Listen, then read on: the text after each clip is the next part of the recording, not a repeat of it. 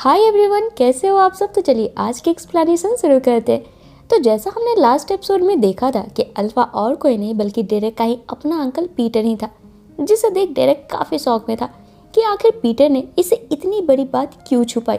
जवाब में पीटर बताता है कि उस स्पाइरल शेप का मतलब होता है रिवेंज, यानी कि बदला, जो कि मैं उन सभी लोगों से लेकर ही रहूँगा जिसने हमारी पूरी फैमिली को ही जलाकर मार डाला। उस एक्सीडेंट के बाद मेरी हालत काफ़ी बुरी हो गई थी। वेयरवुल्फ वाले पावर भी मेरे घाव को धीरे धीरे भर रहे थे। वैसे मैं पूरे 5 सालों तक तड़प तड़प कर मैंने अपनी ज़िंदगी गुजारी और लॉरा तो गलती से मारी गई। उस वक्त पीटर फुल मून की वजह से अपने आपे में नहीं था।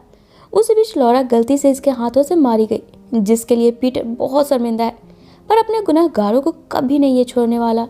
जिनसे निपटने के लिए पीटर को डेरेक की मदद चाहिए। अब इसे आगे कहानी को शुरू करते हैं एपिसोड नंबर 10 के साथ, जहाँ पर पीटर अपनी चिकनी चुपड़ी बातों से डेरेक को मैनिपुलेट कर अपनी साइड कर इसके साथ स्कॉट से मिलने उसके स्कूल जाता है और स्कॉट को भी अपने पैक में शामिल होने का ऑफर देता है ताकि ये अपने गुनहगारों से बदला ले सके। जिन्हें सुनकर स्कॉट बोलता है, अगर पीटर सिर्फ गुनहगारों को मार रहा था तो पिछले फुल मून की रात इसने स्कॉट से इसके मासूम दोस्तों को क्यों मरवाने की कोशिश करी। उन्होंने पीटर का क्या बिगाड़ा था। जिस पर पीटर बोलता है, स्कॉट के दोस्त इसकी कमजोरी है, जिन्हें मरवा कर पीटर स्कॉट को और पावरफुल बनाना चाहता है ताकि इसका पैक और स्ट्रॉन्ग हो सके। जिसे सुनने के बावजूद भी स्कॉट यहाँ पीटर का साथ देने से मना कर देता है। तब पीटर स्कॉट के नज़दीक आकर अपने नाखून को स्कॉट की गर्दन में चुभाता है, जिससे कि स्कॉट को कुछ फ्लैशबैक की तस्वीर दिखाई पड़ती है कि कैसे 6 साल पहले आग में जलने से पीटर की हालत एकदम से खराब हो गई थी और इसने लॉरा को इसलिए मारा था ताकि ये अल्फा बन सके, क्योंकि उस फायर वाले एक्सीडेंट के बाद हेल फैमिली में बड़ी लॉरा ही बची थी। डेरेक इससे छोटा था, इसलिए लॉरा ऑटोमेटिकली अल्फा बन गई थी। तब पीटर ने लॉरा को मार डाला, क्योंकि कोई बेटा वेयरवुल्फ तभी अल्फा बन सकता है जब वो दूसरे अल्फा को जान से मार दे। जिसके बाद पीटर ने उन सभी लोगों को मारना शुरू कर दिया जो भी उस फायर वाले एक्सीडेंट में जुड़े हुए थे। यानी कि अभी तक हमने जिन लोगों को भी मरते देखा था वो सभी ही गुनहगार थे।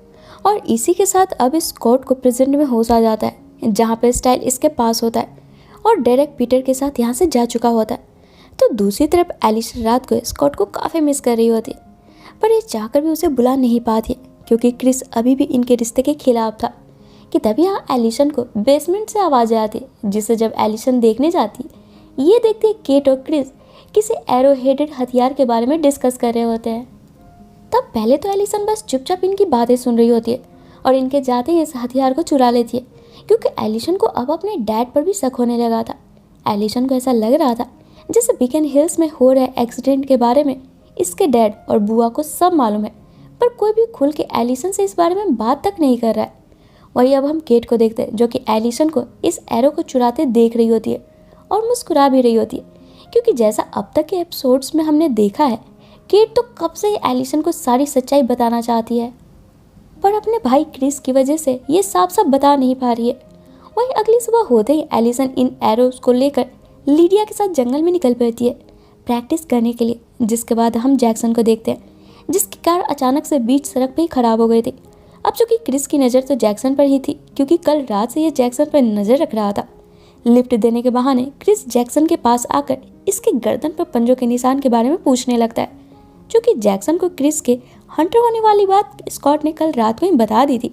जैक्सन यहाँ पर काफ़ी नर्वस होने लगता है कि तभी यहाँ पर स्कॉट और स्टाइल भी पहुँच जाते हैं, जो क्रिस को बोलते हैं कि जैक्सन इनके साथ चला जाएगा। जिसे सुन क्रिस मुस्कुराते हुए जैक्सन की कार को ठीक कर यहाँ से चला जाता है, जिसकी हरकतों से हमें ये मालूम पड़ता है कि दरअसल जैक्सन की कार क्रिस ने ही खराब करी थी ताकि ये जैक्सन को अकेले में इंटरोगेट कर सके।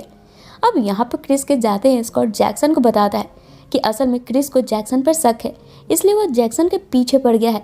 अब स्कॉट को भी जैक्सन पर नज़र रखनी होगी ताकि हंटर्स इसे वेयरवुल्फ समझकर कहीं मार न डाले। वहीं इधर एलिसन जब अपने डैड के एरो से निशाना लगाती है, एरो से जोर का धमाका होता है क्योंकि इसकी नोक पर बारूद लगी हुई होती है, जिसे देख एलिसन को समझ में नहीं आता कि आखिर इसके डैड को ऐसी एरो की ज़रूरत ही क्यों पड़ती है।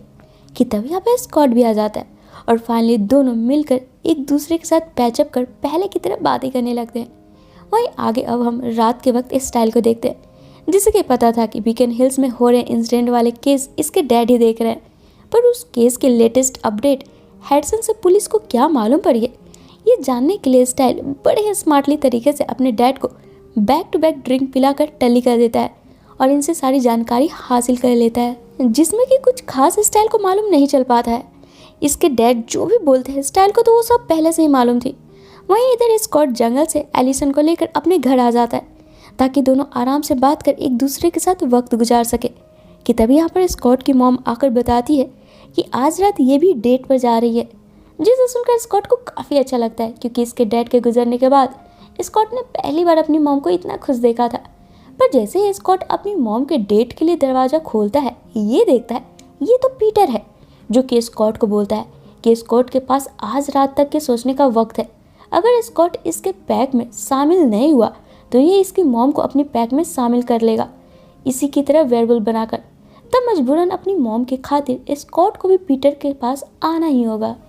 जिसके बाद अब यहाँ से पीटर मेलिसा को अपने साथ लेकर चला जाता है और अचानक से बीच रास्ते में अपनी कार को रोककर मेलिसा से रोमांस करने के बहाने जैसे ही इसे बाइट करने वाला होता है, सामने से स्टाइल इनकी गाड़ी को ठोक देता है और इनसे माफ़ी मांगते हुए मेलिसा को अपने साथ चलने को बोलता है, जिसे देखकर पीटर समझ जाता है ये सारा किया स्कॉट का है, चूँकि पीटर जानता था कि स्कॉट कहीं आसपास ही है।